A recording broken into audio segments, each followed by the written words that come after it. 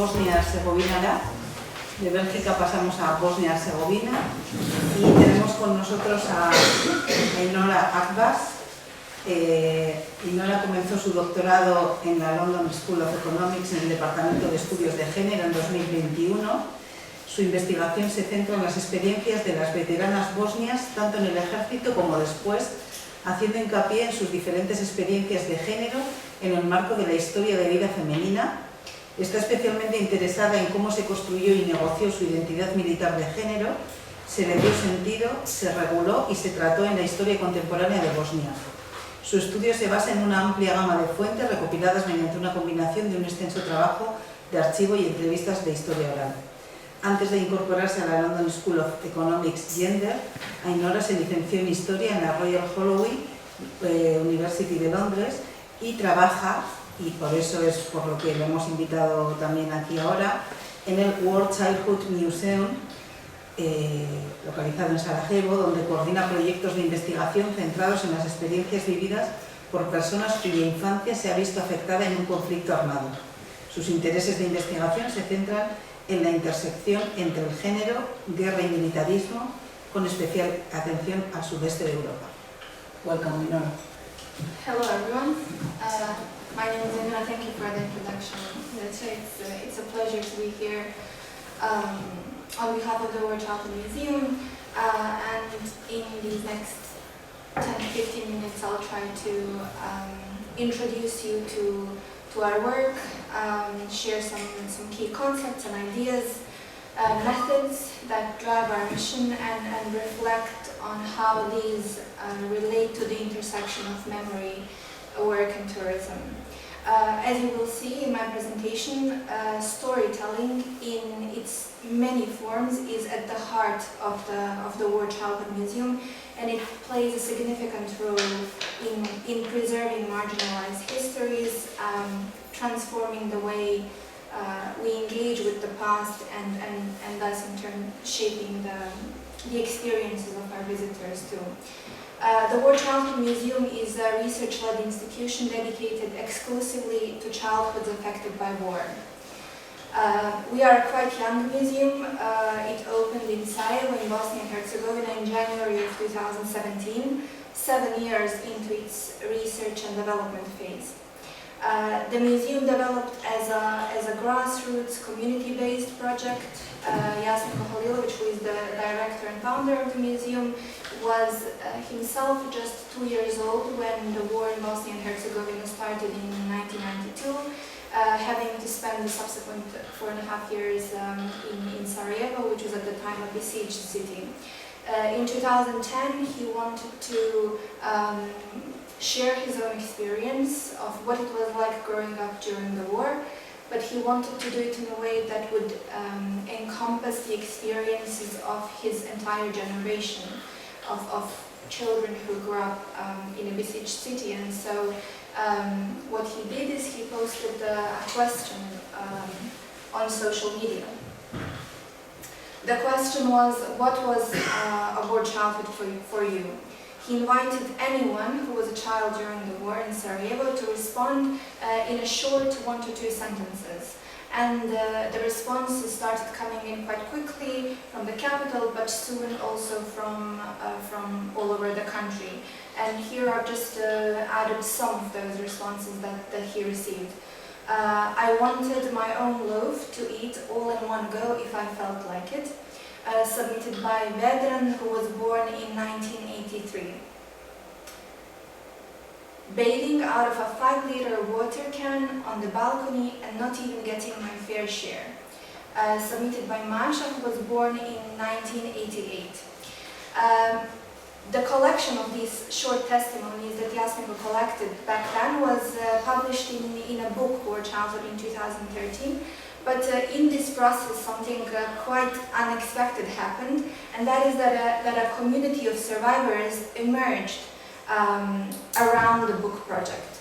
People not only shared their memories with Jasminko, but they also truly cared for the project, promoted it, talked about it, wanted to be active participants in its continuation and development, and finally they shared physical objects Jasminko. So through his interactions with respondents, he realized that many of these personal stories are actually connected to physical objects and physical memorabilia that people kept with them from the period of war, and this is more than 20 years after the war was over.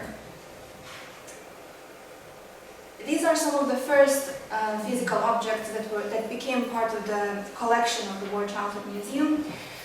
They included wartime handmade toys, various household items, humanitarian aid packaging, Red Cross letters, photographs, seemingly very mundane and ordinary objects that do not really hold any material value but have a significant sentimental value to survivors.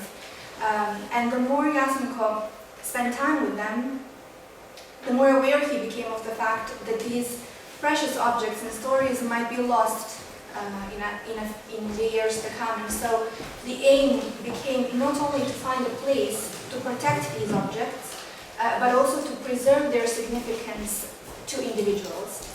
So the concept of the museum was founded here as a safe place for all their memories, as an archive of emotions, and a museum that will both gather and serve the community. After the war in Bosnia ended in 1995, as in many similar places around the world, projects that dealt with war were mostly focused on stories from soldiers, from journalists, from politicians, and these were often state-funded and politically motivated.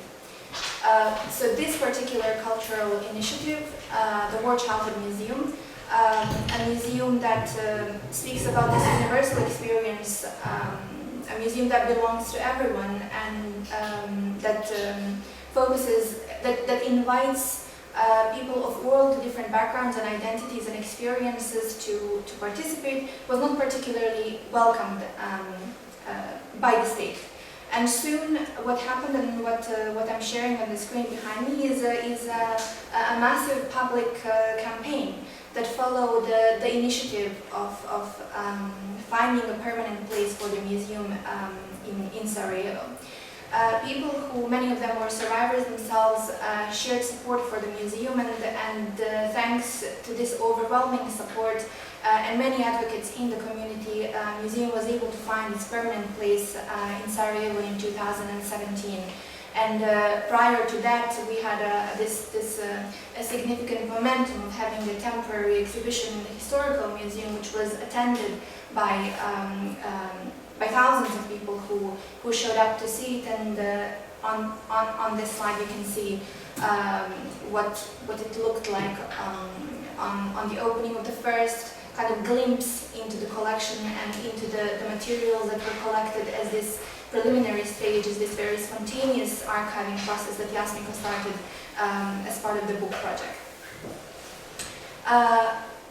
As I said previously, the museum opened then in Sarajevo in 2017 in the historic street of Lugares, realizing that this experience of war childhood is a universal one, that it transcends geographic and other boundaries. Just a year after our opening in 2017, we took our methodology to Lebanon.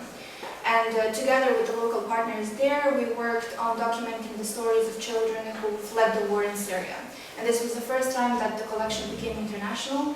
And soon after that, we had our first stories from Afghanistan and then from Ukraine, where we initially started working with children and youth affected by the war in eastern Ukraine and the temporary occupation of Crimea, and then obviously with the full-scale invasion that began in 2022, our staff there has continued their research and documentation activities, and Ukraine was actually the first, Kyiv in Ukraine was the first international office that we have opened outside of Bosnia. Besides the permanent exhibition in Sarajevo, we hold exhibitions in Ukraine, but also temporary exhibitions all around the world, from Sweden to Japan, and we have collaborated and continue to collaborate with artists and activists and community organizers and others who might share this appreciation of material culture, of personal stories, memorabilia, but who might have new or different ways to teach us how to present these materials to the public in new and different ways. And this is especially important when we work on particular projects that deal with a specific group of people. For example, when we had a project focused on survivors of sexual wartime violence who were children at the time, we had to adapt our methodology, and we could not only focus on oral histories and material culture, but we introduced elements of art and embodied histories or body maps and so on. So we kind of have this appreciation of alternative archival methodologies being used or experimenting with different ways of how to present the materials. So far, we have documented more than 6,000 personal objects from more than 20 armed conflicts around the world. All these stories highlight the universality of war childhood. In most cases, lack of access to education, proper housing, utilities, but it also highlights something else. It highlights its complexity and, more importantly, the agency of children. Although children play no role in how wars start, they often bear its multiple consequences, and yet when we speak about it, we rarely consider their thoughts.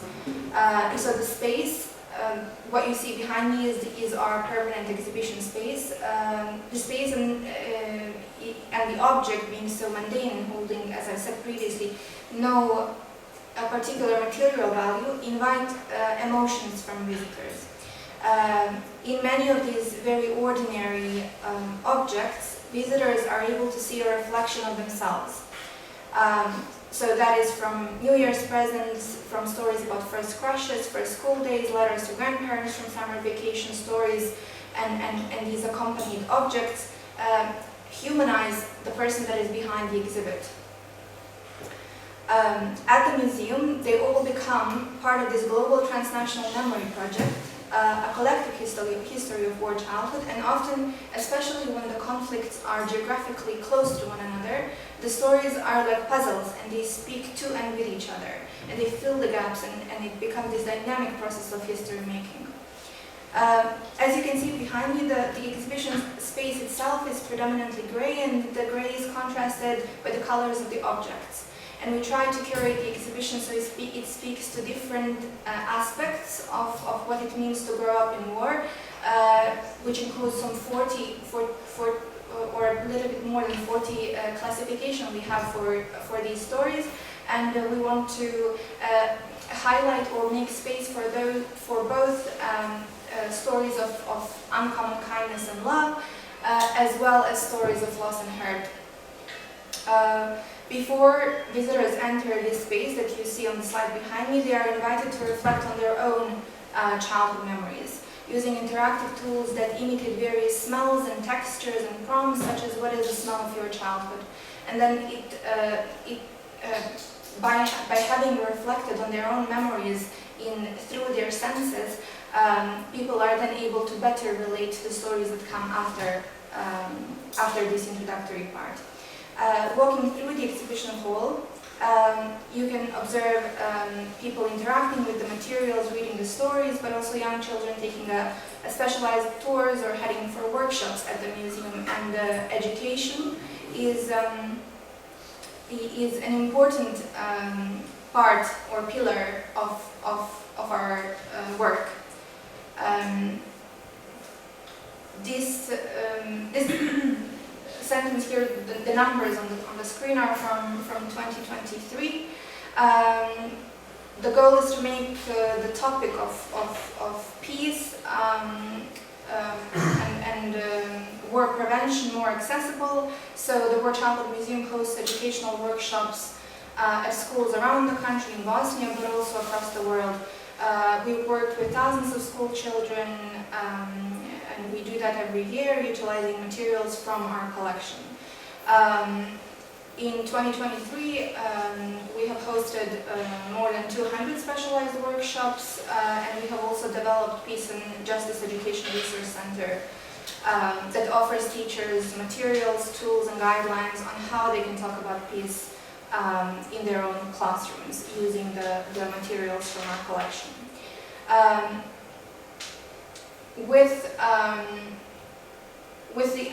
Nearing the end of the exhibition, we also have a dedicated space for reflection where visitors are invited to share their thoughts, to spend time in a library corner that contains books. Many of those are books gifted to us by survivors, so books that they consider important, or children's books that are more appropriate to their age. Lastly, I want to reflect a little bit about why we think the museum plays an important role in Bosnia, but also globally when it comes to being part of the conversations about the importance of peace. We believe museums provide powerful platforms to change the way people interact with the past. They are meeting places accessible to communities and families and individuals, and at the World Childhood Museum, while we do, obviously I want to connect it to this topic of tourism, while we do contribute to the city's tourist landscape and are very intentional with the use of new media and other communication channels to adapt our content for the visitors. This is not at the core of our mission. At the core of our work is trust, and trust in relation to the community, to our collection participants, the survivors, but also to the public. As you've seen from the first part of my presentation, the World Childhood Museum could not exist without the trust of its participants and of the public. Participants trusted the World Childhood Museum enough to donate to our collection some of their most precious memories and personal stories before we even had a permanent location secured to store those objects. And survivors continue to trust the museum enough to donate their belongings and life stories, to share their meaningful experiences. Many times the museum is also the first place where survivors introduce their life stories to their children. So it has become this liminal space where they are surrounded by stories of people like them, and they are able to open that conversation with their children as well. On the other hand, we also want and continue to work on the trust with the public, that they know that they are walking into a supportive and safe place where they can join many activities hosted by the museum, where especially in the context of Bosnia and Herzegovina, which is a very particularly sensitive post-war context, many museums insist on highlighting numbers and figures and different kind of content that is not appropriate for all age groups. The World Childhood Museum is a unique place in Bosnia and Herzegovina that focuses on personal narratives and personal stories, and that is able to bring together people of different, oftentimes perhaps even conflicting narratives, but where they can all find their place together in this archive, because they share this common experience of growing up in war. And of course that the public knows that the museum stands for the good of the community, and that we worked towards being worthy of that trust, and carefully consider how to best support diverse audience, and community engagement in this sense is an important part of our work, where in a few instances we have for the good of the community, decided to step out of our standard methodology and organize events that would, for example, we had an event celebrating people who helped children feel better during the war by organizing different kinds of social activities for them. They wouldn't be considered participants in our collection, but we wanted to give them recognition and celebrate them in the community. So this was one way of doing that. We believe that by engaging with stories of children affected by war, we not only preserve their memories, but also foster understanding and empathy among the public, among the visitors. Through our exhibitions and research, we aim to connect the past with the present, inviting people to reflect on the impacts of wars happening nowadays and on their impact on children. I will finish my presentation here. Lastly, I just wanted to thank Iraja for having us, and thank you for listening and for allowing this space today. And I also want to use this opportunity to invite you to come to Sarajevo and to the War Childhood Museum.